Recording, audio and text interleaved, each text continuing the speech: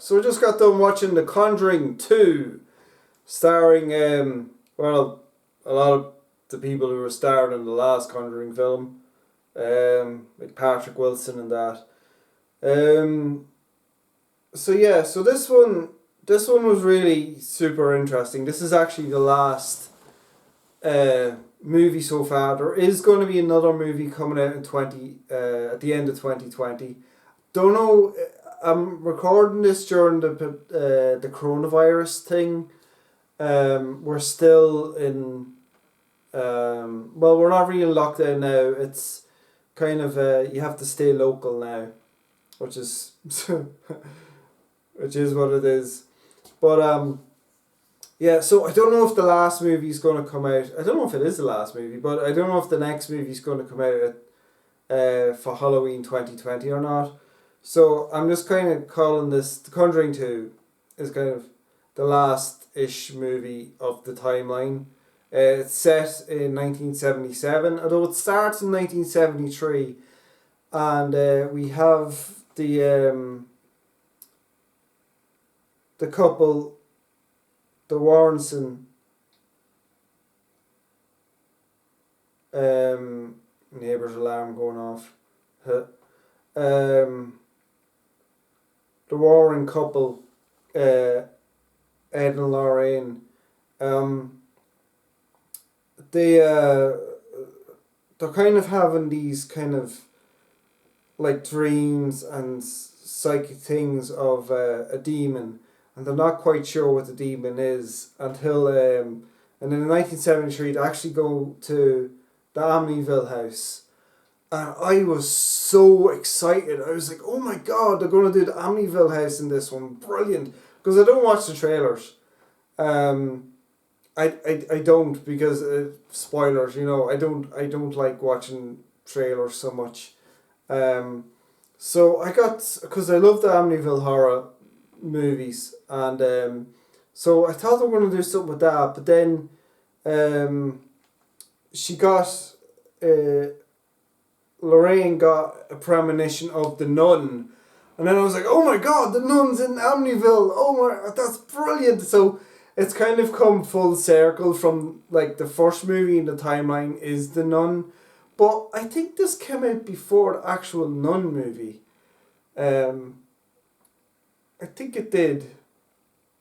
This movie came out in 2016, so I think the Nun came out in 2018. The last movies I'm after watching came out like last year in 2019. They put out 2 in 2019. So check out their movie reviews. But anyway, so and then Ed was having a dream about the nun, and he actually painted her, and so that was kind of a kick off. So it actually goes to this, and then it goes to England, where this little girl called Janet is kind of being kind of possessed, and or else kind of being haunted by a ghost, by this old man called Bill Watts, and he's trying to, like, he used to live in that house, and he's like messing with the family, like it's 2 girls and 2 boys and a mother, single mom. And again, we're going to go back to the whole family thing and sister thing, and you know, but so then Penny is the name of the mum. She's played by Frances O'Connor, and then they have neighbours who's played by Mary Kennedy and Simon Delaney, and I was delighted to see them because they are famous Irish actors. If you don't know them, look at them up. Simon's been actually in a lot of good films, and he's actually on the TV, Irish television, every morning, which is kind of like, it's strange to me because he's in these big Hollywood films as well. But yeah, Kennedy was in like The Tudors and that. She's been in nearly loads of stuff, but anyway.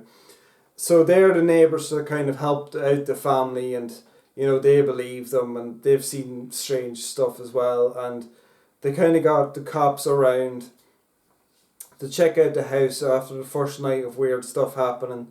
And the cops actually seen a chair move around by itself, which was, great.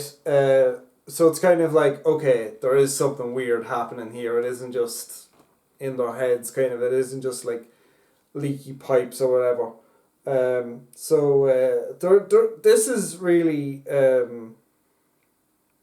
kind of a star-studded movie because there is a lot of good actors in this, and it's really good. The kids are really good too because it introduces the kids one by one and their own little quirks and their little things and give them little backstories and then it kind of moves along. The movie kind of progresses along, and it is a 2 hour movie, so it kind of has to fill that. I think I felt like the last movie needed that. It needed a little bit of filler.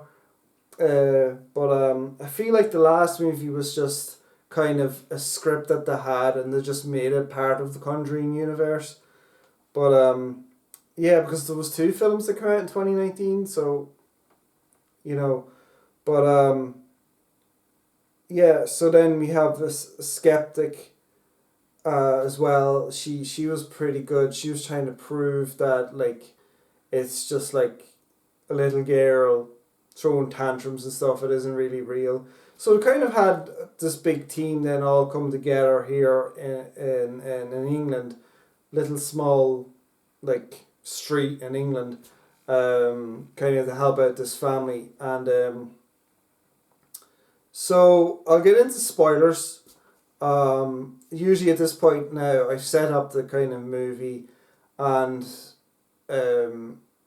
let's talk about my favourite bits where, again, like the cops seeing the chair move, things happening to the kids that they couldn't really explain, just the house going crazy on its own. I love that kind of stuff. It's great. There's some great special effects in it. There's some great acting in it. So kind of the build up's pretty good too, and then there's a couple of twists and turns because Lorraine is seeing, like, Lorraine's getting nothing out of the house. She's getting absolutely nothing, but she kind of believes the little girl Janet that she can see something, and Janet's talking about the demon, and they kind of make the connection, and then she makes a connection with Ed, and that was really good. And then but the crooked man was brilliant because there was a nursery rhyme that they kind of played around with.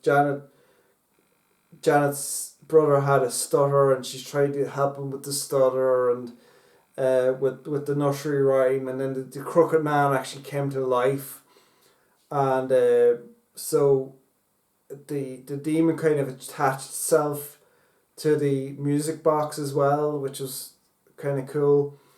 Then actually kind of a bit confused about that. Was that 2 separate demons, or was it just the one thing taken like different? I don't know. It's kind of strange. I think they tried to explain that, but it just didn't. Might have to watch the film again to try and get that. But anyway, so the crooked man was kind of terrorizing the house, and then so the family went over to the neighbour's house, and the crooked man started terrorizing over there, which was so that was really good. So then that helped the neighbours kind of believe them more, and then other people started coming out saying that they were seeing strange things and that seeing strange things happening. So when they actually tried to help out the family, and they were getting Janet to talk, and it was actually a TV interview went in to film them, and that was a really good bit because then the ghost just possessed Janet and started talking, and it was really weird. And then in another scene they got Janet to fill her mouth full of water and talk, but they all had to turn their backs to him. And then there was bits and pieces coming out here and there. until it finally came up, until it finally was like Janet kind of was filmed faking a thing in the kitchen, and I was just like, oh my god, it's all fake. That's why, sorry with the names. Lorraine couldn't see anything because it was like, oh no, it's all fake. It wasn't really happening. So she gets into the car and with Ed, with her husband and with the neighbour, and they just drive to the station, and then Janet's sister asked her, like, why did you do that? And Janet was like, the ghost told me to kill you if I didn't do that. Like, I was like, oh my god, no, like, what is happening? So then they get to the train, and then it was like, he was like, Ed realised that, wait a minute, these two recordings kind of, so he played the two recordings at the same time, and it linked up, and it was the ghost actually asking for help, and I was just like, and then all of a sudden, Lorraine was like, whoa, and then she got the vision of the old man sitting in the chair, and the old man's like pleading for help, and it's actually, spoilers, like, I did say spoilers before, but it was actually the nun, and it was actually, oh my god, like the nun, because like in the Nun movie, like that's what the nun does. She uses other ghosts to kind of, mess with people and stuff, and it was like, oh, really, wow. So it's kind of come full circle, and I think I'd have to watch the Nun again and then do another review of it, because my original review of it wasn't. It was kind of just an introduction. It wasn't really like, here we go. I might rename it and properly do a proper Nun review for it. So then Lorraine actually had a premonition of how Ed would die, and it looked like it was going to come true. Like it was just balls to the wall crazy film. Like, there is a happy ending, but like it was just crazy how it all started building up, and there was like these, it was kind of like a murder mystery. There was these clues everywhere, and I won't spoil everything for you, but like I do really recommend the film. I think it's one of the best films in the timeline. Again, watch the timeline through from beginning to end. It's really good, and yeah, I do recommend it. So they were kind of, I mean, the last half hour of the movie is kind of my favourite bit, really. It executed really well. It built it up really well. It gives some of the side characters had backing, because it was kind of based on a true story, so it wasn't that hard to do that. So yeah, definitely recommend this. It was like, I don't know, I don't really give these things a rating, like 4 out of 5, 4.5 out of 5, but yeah, it was one of the best movies. And like Annabelle made a little, like Annabelle was just sitting there in the background, at the end of the film. Like, it wasn't really just kind of like Annabelle had nothing to do with this movie, which was good, because Annabelle was featured in a lot of these movies. But yeah, they're mostly Annabelle movies, but I don't think the next one has anything to do with Annabelle. I don't know what the next one has to do with, but sure, we'll see what happens. So like and subscribe, check out my last movie review, I'm going to put the series here of all my reviews. Check out my channel, check out other reviews I've done. So yeah, thanks for watching, and yeah, I'll see you later. Bye.